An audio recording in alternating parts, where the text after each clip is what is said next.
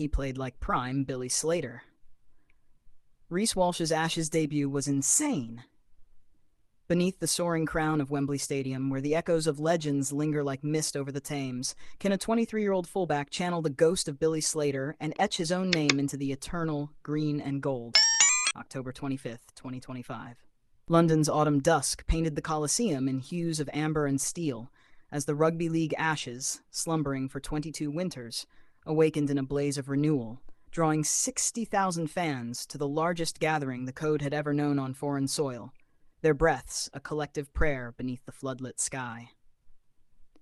Reece Walsh, Queensland's sun-kissed prodigy, stepped into the Kangaroos' circle for the first time, his Wiradjuri heritage a quiet ember in his chest. Eyes carrying the weight of grand finals survived, and the lightness of a debut yet to be written. England rose in defiant white under Shaun Wane. Jack Welsby's silk, Dom Young's thunder, Daryl Clark's iron spine, their march a vow to seize the urn that had slipped their grasp since the millennium's turn, Union Jacks fluttering like banners of unquenched hope.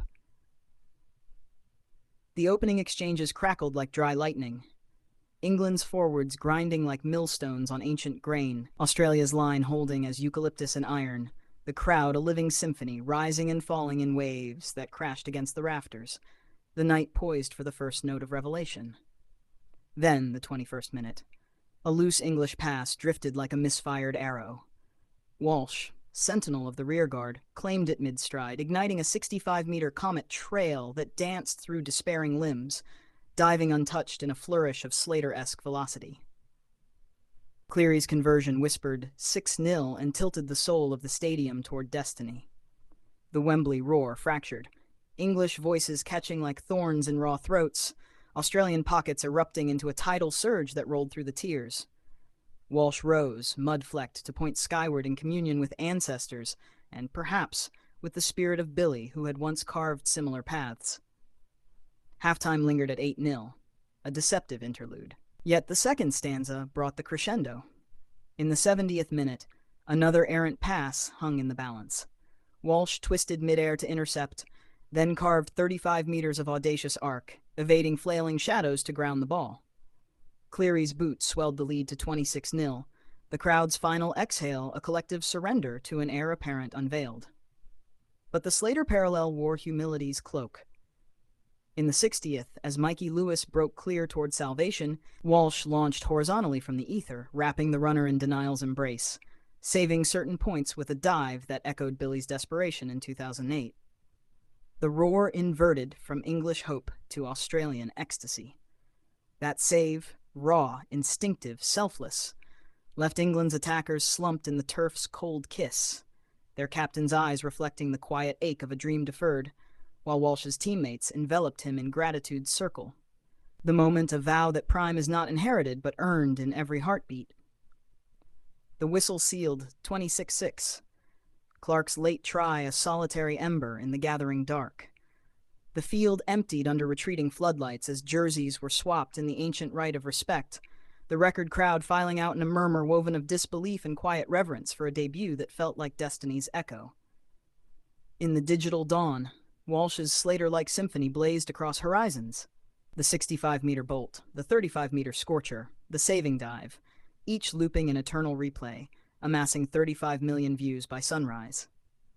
Hashtags Walsh Slater and Ashes Air trended from Manchester fog to Moreton Bay mangroves. Headlines bloomed like dawn lilies. The Guardian's elegy for England's beautiful defeat, the Courier Mail's anthem to the fullback who channeled Billy, threading this insane debut into Ashes scripture. Slater's Silk in 2004, Fittler's Fire in 1993. Yet Walsh's canvas stood luminous, a modern verse painted in attack, opportunism, and sacrifice. Culturally, it resonated like a didgeridoo across oceans. Walsh's indigenous lineage shone as a beacon in the green and gold, inspiring children in remote communities to lace boots and dream. In England, the sting kindled grassroots resolve, coaches pausing replays to teach the art of the chase, the art of the fall.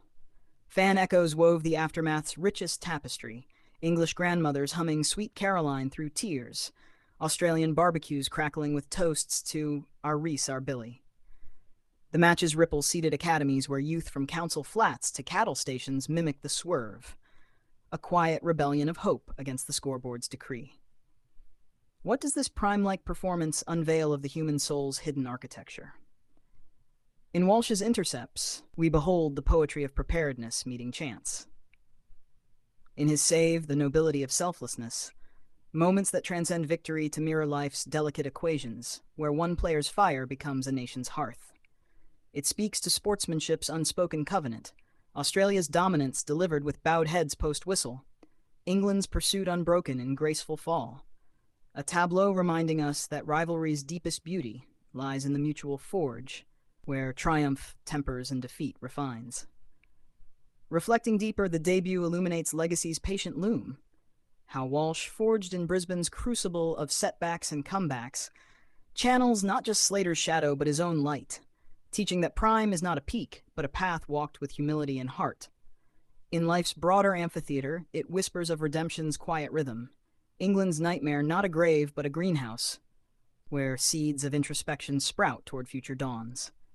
Australia's surge, a celebration of heritage's redemptive arc, turning individual scars into shared strength. Beneath the spectacle beats vulnerability's tender pulse, the debutant navigating exile's loneliness, the weight of comparison, the jet lag haze. His brilliance, a testament that character, sculpted in unseen dawns, shines brightest when the lights burn hottest. In Wembley's echoing Undercroft, Reece Walsh spoke with the gentle thunder of rooted earth. Billy's the benchmark. I grew up watching him. To wear this jersey and play like that, it's a dream, but it's just the start. His humility, a lighthouse amid the storm. Nathan Cleary, eyes alight with brotherhood. Reece tonight? Slater vibes, but his own flavor. The intercepts, the tackle, that's heart, absolute honor. His praise, a bridge from awe to alliance. Cameron Munster, sage of the scrum. Kid's got Billy's instincts, but his own soul. Speed, smarts, hits like a forward. That's the future. A prophecy laced with mentorship's warmth. Sean Wayne, voice steady through the ache. Walsh was class, reminded me of Prime Slater. We'll learn, hurt now, but stronger. That's rugby. His resolve transformed route into roadmap. Ultimately, Reece Walsh did not imitate Prime Billy Slater. He honored him. The 26-6 canvas, a masterpiece of moments that endure beyond Wembley's arches, whispers to every soul that in sport's eternal cinema, insane debuts are but the first frame in a legend's unfolding, where every young fullback chasing ghosts learns that the truest prime is the one forged in their own unbreakable heart. Please like, share, and subscribe for more Sport Talk content.